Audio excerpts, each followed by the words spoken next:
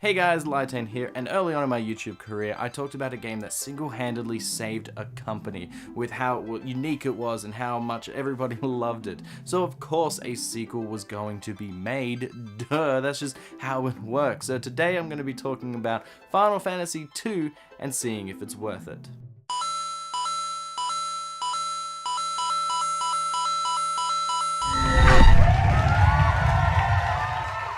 The first Final Fantasy game was a huge hit around the world, with the innovation and gameplay found within. For a more in-depth look at that game, you should check out the video I did about it. With a renewed company, Square just had to make another game in the series, and this is what we got. Released in 1988, Final Fantasy II has absolutely nothing to do with the first game. It does share some themes and ideas, but nearly everything else was changed, which is a tradition that has stayed through all the main numbered games. You start the game with 4 heroes, but this time they come with portraits and a personality of sorts and default names. They are Firion, Maria, Guy, and Leon, and they start the game with a bad day. Their whole village is overrun and destroyed by the Palamecian Knights, and our heroes are utterly crushed and defeated. A nearby city finds the 3 of them and nurses them back to health, and they are the only survivors when Leon has gone missing. Well, the heroes already have a motive: stop the evil emperor that has been causing all of this destruction. Too bad the rebels think they're a bit too young, so they instead try to prove themselves by doing some of the missions for the rebels and always keeping an eye out for Leon. Along the way, they are joined by a slew of other characters as they help out and the story gets deeper. But can they stop the emperor, or will this be their Final Fantasy II? Yeah, that joke still pretty much works, I guess. I don't know. As this was riding the success of the first game, Square decided to change absolutely everything about it for this sequel, which is pretty unheard of if you come to think of it, and I have to give them props for having the balls to do so. Where most people would just make the same game again, but just with improvements, say to the battle system, or to the items, or to the sprites, or, you know, make it a better experience of the game that they've already made, Square decided to go a whole different route and change just pretty much everything and give us a brand new title. Even though they are fairly separate games, they do share a commonality. You do start off with 4 heroes, even if they have more personality than the first game. You are still exploring a world, you are still going to dungeons and fighting the monsters within it, and of course each dungeon has its own boss, which is, you know, there to further the plot. You are still talking to NPCs, buying stuff, using magic and weapons and all that kind of things, but how it is all executed, that is where the differences lie. In a traditional RPG, you fight a bad guy, you kill it, and then you earn some experience. Get enough and you level up, which boosts your stats. Easy and well done, which is why it's become a staple and is still used in most RPGs even to this day. But this game tries to do something different. Every single stat in this game levels up individually. It's absolutely crazy to think about it. To gain strength, use melee weapons. To gain intelligence, use some magic. If you want to gain health, you have to be hit. But it doesn't just stop with stats, you even have skills with different weapon types. So using a sword gives you a boost in the sword's ability, which makes swords stronger. Then if you use knives, you get knives stronger, and so on and so forth. Even the magic system works in a very similar way. Instead of getting 3 levels of a cure spell with Cure, Cure 2, and Cure 3, or Cura, Curaja, whatever you want to call it, depending on which game you play, nope, there is just Cure and a level next to it, so as you use it, the spell levels up. This system is so crazy, but it does let you customize each character in literally any way that you want. You want Firion to be a fighter? Then give him a sword for the game. Want him to be a black mage? Then stick him with spells. It really makes it easy to turn your character into whatever you want, but there is a fatal flaw here. It is an unsatisfying and broken mechanic. The idea that everything that you do gives you some kind of benefit is great, but it's just not handled very well. Every single time you do anything in this game, in nearly every single battle, you'll get some kind of level up, where one of your characters will get a boost in 1 stat, but it only goes up 1 point, and because of this, every single level up just doesn't feel like you're getting stronger. Because your strength went from 90 to 91, you don't really notice it on the field. In a traditional RPG, you get a big bunch of stats at one go, so it might go from 90 to 95, so instead of dealing 100 damage, you're dealing 200 damage. and you're like, oh yeah, that's such a big change, as opposed to maybe going from 100 to 120. It's such a smaller change that you aren't impressed by it, and because it happens so often and so much in this game, you just tend to spam through the end of a battle and you don't care what's leveling up because everything just feels kind of samey, where you want to get stronger and you want to get to the end of the game being a total badass, but this game doesn't make you feel like one. Plus, the way that you level up your health is insanely broken. You have to get hurt in order to level up your health, but God forbid that you want to heal up in a battle. No. You have to end the battle with your health lower than your max health. Then you have a chance to level up your health. So it may not even happen. So most of the game you'll be fighting through the hordes and hordes of enemies, keeping your heroes as low health as possible so their health will level up, and just hoping against all hope that something doesn't kill you. And then afterwards you go into your spells category, and then you choose Cure, and you try and use Cure to, you know, get everybody up to max health again, which levels up your Cure spell. So that way when you're in a boss, that's when you use Cure. That's pretty much the only thing you're going to be doing. Unless you are in desperate need of keeping somebody alive, you're going to be trying to keep them, you know, run down to the ground, and that's just really unsatisfying just for a couple of extra hit points, which, to be fair, by the end of the game they do all add up, but it's just slow, broken, and just unsatisfying. At the start of the game, you also have to pick a focus as well, because as you start leveling up your different weapons, if you find something else that's even stronger, chances are that if you equip it on your character, it's going to do less damage because you haven't been using that skill. So if you're using an axe and then you find a new sword, and you're like, oh man, I want to equip this, tough luck, because now the sword's going to be doing less damage. So then you have to start leveling up your sword skill to get it up to a decent enough level. But you won't do that because it's too much time and effort. Also, partway through the game, like about 3/4 of the way through the game, you stop getting new weapons for most of the categories. So you're better off sticking with swords, axes, crossbows, and staves, because staves are for the magic. And that's it. Like, you really don't need anything else. Oh, bare-fisted as well, sorry, I should say, because bare-fisted is just as strong as every other weapon in the game, so you never even have to equip anything, just punch people to death. And the same goes for the magic, where you have to focus on different spells. You can't learn all of them. If you want to have one character focus on Cure, just that character, or maybe 2 characters focus on Cure. Because if you have all 4 using Cure, then the level's going to be split up in between all 4 of them, because you can't be using a Cure from one character and then you'll have to wait, you know, using it on every single character. And then it levels up slower, meaning that the Cure overall will be weaker. So you have to pick which characters are going to use which magic, and then just focus on that for the rest of the game. Because of this, it makes you feel like you are forced at the start to make a choice. And if you decide halfway through the game that, oh no, I want to start using thunder instead of fire, tough luck. Now you have to grind that spell in order to get it back to a level which is satisfying and does damage, unlike the fire spell which you've been using the whole game.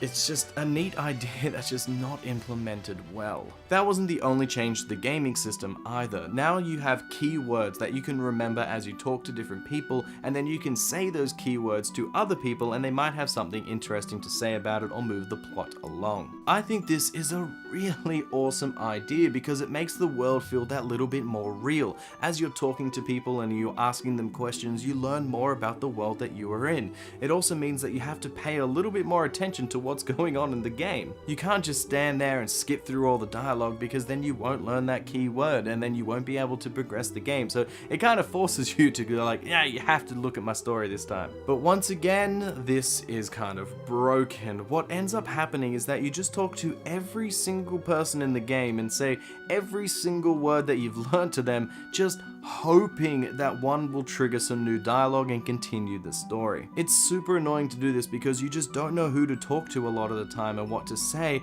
and it just feels like a trial and error. And what's worse is that most of the word choices just end up with a question mark instead of giving you a little bit of information or a little bit of text saying, no, I don't know what an airship is, try ask me a different question. Nothing, no guidance, but it could have worked, it just doesn't. Aside from talking to NPCs, the main thing that you'll be doing is exploring the world around you, especially the many dungeons in this game. And each dungeon that you go through are fairly big. They're much bigger than the first game, which is, great. And there are a lot more branching paths, which are good and bad. It's a bit of a mixed bag here. Because there's more branching paths, it means that each area feels bigger.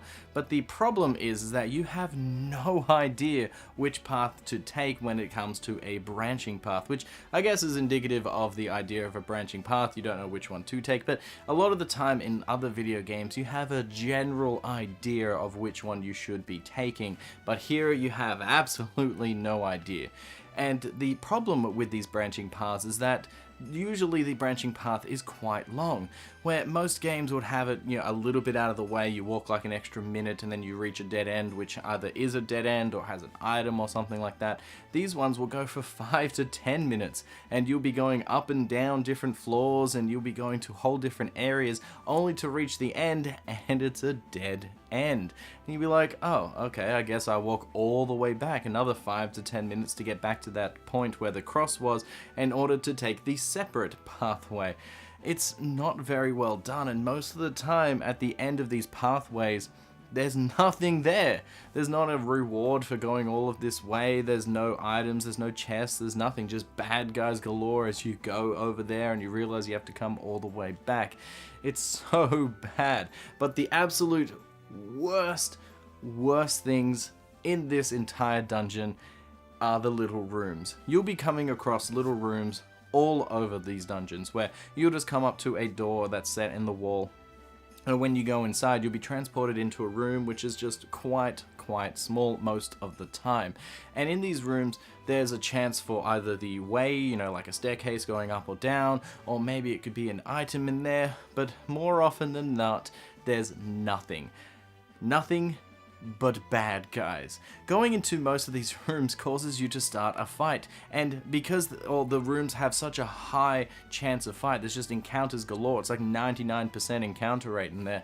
Every step or two that you take, you'll fight a battle. So you'll be fighting between 1 and 3 battles every time you go into one of these rooms, and it's just so annoying. The worst part is that when you enter a room, instead of putting you at the door, it puts you somewhere near the middle of the room, so you have to physically walk out. Those 4 or 5 steps will cause you so much grief because you'll be battling, and a lot of the time it's either boring because you're too powerful, or it's going to be too annoying because now you have to fight all these enemies again.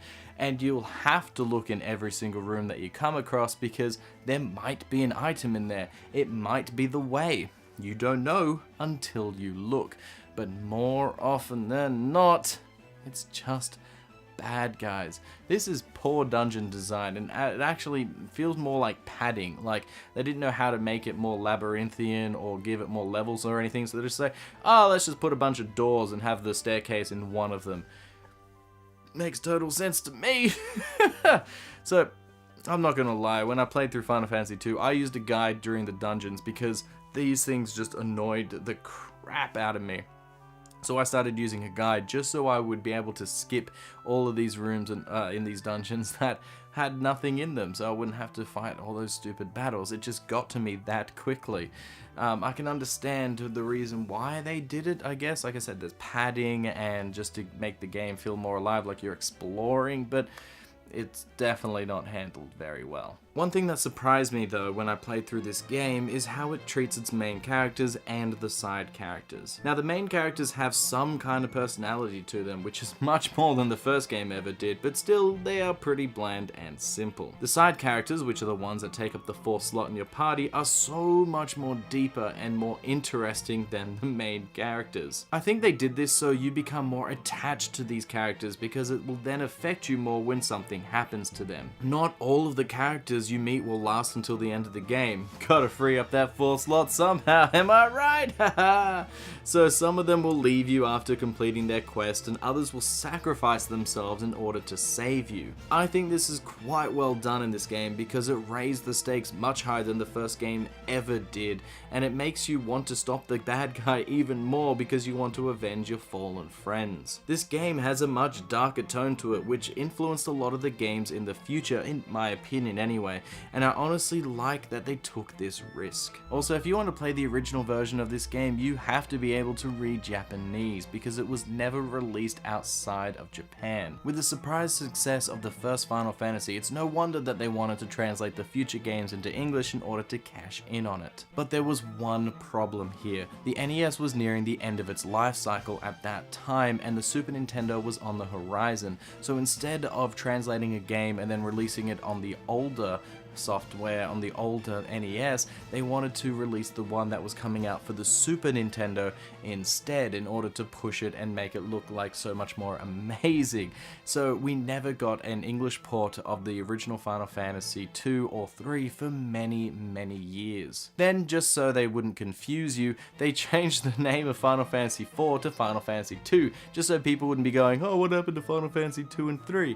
Yeah, that won't confuse anybody. That confused everybody for 30 years, and it's still talked about to this day. If you do want to play an English version, there is a GBA port of the game which has updated graphics and a few fixes to the gameplay. It also has some extra content, which is pretty cool. There are other ports as well, like the PlayStation 1 version and the PSP version, which are all very different from one another, with different graphics and different gameplay tweaks. So if you want to play it, you have a plethora of choices to choose from. In my opinion, Final Fantasy 2 is not worth it, and I fully understand why this game did not come out all the way back in 1988.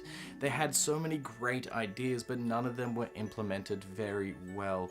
The fact that you can level up your character and do, customize your character in just about any way you want is a great idea, but it's so unrewarding and unsatisfying, because everything you do gives you a level, and it just feels meaningless by the time you get to the end of the game. You just be skipping over all of this stuff. Plus, if you make a commitment early on in the game to use swords, and then halfway through the game you want to use axes, well, bully for you. Now you can't use them because you're not leveled up enough, and you have to grind to be able to use them. The fact that you can learn words and talk to other people is such a great idea, and it makes the world feel so much more alive, but it isn't handled very well either, because most of the time you'll just be going up to random NPCs and just using every single word that you've learnt in order to try and progress the story. Some of them are intuitive, like they say talk to this person about this word, and you'll be like, okay, but a lot of the other ones are just random things that you just have no idea, and you just spam the button and hope for the best. The fact that dungeons are larger is a good thing, but the way they made them larger is bad. The fact that there's so many branching paths, and most of the branching paths lead to nothing, and they're just so long, and it's just so unrewarding. Or the fact that there's all of these stupid tiny rooms everywhere that just filled to the brim with bad guys. I don't know what they were thinking about that. It just makes the dungeons feel a little bit more padded out.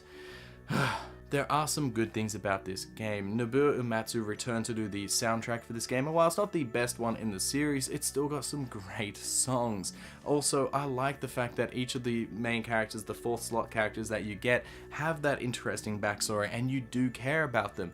I like that there are more darker and sinister tones than the other games. I like that the story actually feels like it's having a lot more presence in this game than the first one did. It set a lot of the groundwork for future Final Fantasy games, and that's great and all, but I just can't recommend this one. It is not very fun to play, in my opinion. So tell me what you thought about Final Fantasy 2. Did you like it or did you hate it? And which platform did you originally play it on? I played mine on the GBA version for the very first time, and like I said, I got annoyed about quarter way through the game because of all those dungeons and those stupid doors and labyrinthian things that I started using a walkthrough through the dungeons just because I got so annoyed. And because of that, I just didn't find the game very fun. I know other people that did find the game fun, and it's one of the best ones, but honestly, in my opinion, I would rank it as probably the lowest Final Fantasy game, and that's not so good. So tell me what you think about it in the comments below, and don't forget to like and subscribe. Bye! Today I'm going to be having a look at. I could have probably kept going and no one would have noticed the word haveling. Dagger skill is 1 while your sword skill still can't even say the word.